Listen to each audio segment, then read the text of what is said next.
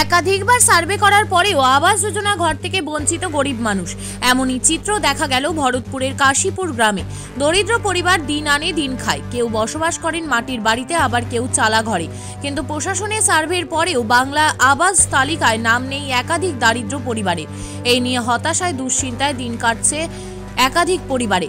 উল্লেখ্য, এই বিষয়ে গত শুক্রবার ভরতপুর ১ নম্বর ব্লকের কাশীপুর গ্রামের ক্ষুদ্র বাসিন্দাদের একাংশ সংশ্লিষ্ট বিডিওর কাছে নালিশ জানালেন।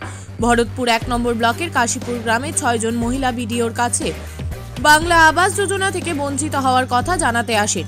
বিডিওর কাছে প্রত্যেকে আবাস প্রকল্প থেকে বঞ্চিত হওয়ার কথা জানিয়ে লিখিত অভিযোগ করেছেন। বিডিও দাওয়া শেরপা বলেন, এদিন অনেকে বাংলা আবাস যোজনায় ঘর পাননি বলে দেখা করেছিলেন। বিষয়টি তদন্ত করে দেখা হবে।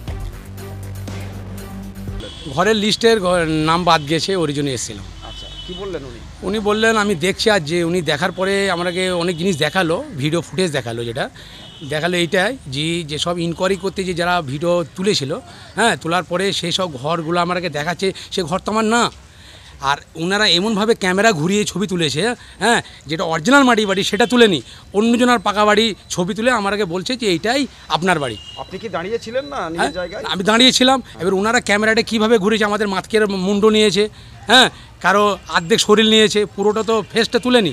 আর অরিজিনাল বিডিও সাহেব যে আমার কাছে জিনিসটা বলছে, যাহলে ওনাদের অফিসাররাকে বাঁচিয়ে নিচ্ছে। আর আমাদের যেগুলো অরিজিনাল যাদের পাকা বাড়ি তাদের ঘরটা বিডিও সাহেবরা কীভাবে বলছে যে হ্যাঁ ওইগুলো সঠিক হয়েছে, কী করে জানলো বিডিও সাহেব, কী করে জানলো যে এগুলো বাড়ি? হ্যাঁ, আমাদের মাটির বাড়ি, অরিজিনাল মাটির বাড়ি। কি চাইছেন এখন?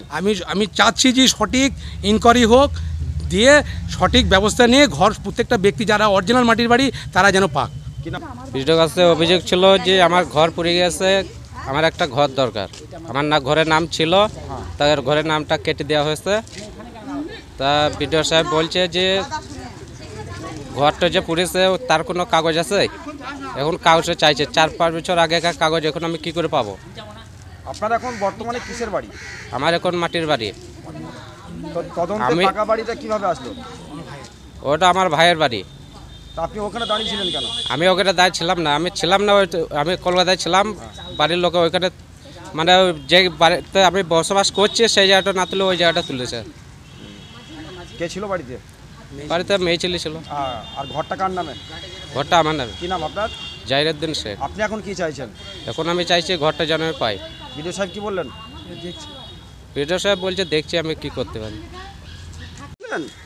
ঘরের নাম আছে, হ্যাঁ, ঘর পাবো। আমার বাড়ি ঠাঁই ঠোল কিছুই নাই, আমি ভাইদের বাড়িতে থাকি। হ্যাঁ, ঠাঁই আছে, ভাই দিয়েছে, ঘর করবো সেই আশায় আছে বাবা। ঘরের নাম বাদ গেছে? হ্যাঁ। বিডিও সাহেব কি বললেন? বলি দেখছি। ভরতপুর থেকে এজাজ আহমেদের রিপোর্ট, চেতনা নিউজ। হলমার্ক সোনার গহনার বিপুল সম্ভার নিয়ে এলো জীবন্তীর সাকিব জুয়েলার্স। এখানে পাবেন দুর্দান্ত অফার। সোনার গহনার বিশ্বস্ত প্রতিষ্ঠান Jibonti Sakib jewellers and makers. একাধিক আকর্ষণীয় সোনার গহনার নকশা নিয়ে হাজির সাকিব জুয়েলার্স।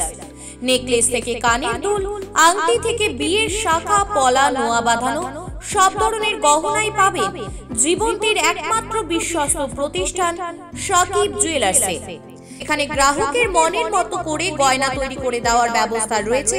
শুধু সোনার গহনাই নয়, কম দামে রূপোর চাঁদির গহনার অভাবনীয় কালেকশনও রয়েছে জীবন্তী সাকিব জুয়েলার্স অ্যান্ড মেকার্সে। আমাদের ঠিকানা জীবন্তী বাস স্ট্যান্ড, শাহিদ হাজি মার্কেট, কান্দি, মুর্শিদাবাদ। যোগাযোগ নম্বর 9932846770 অথবা 7478666786।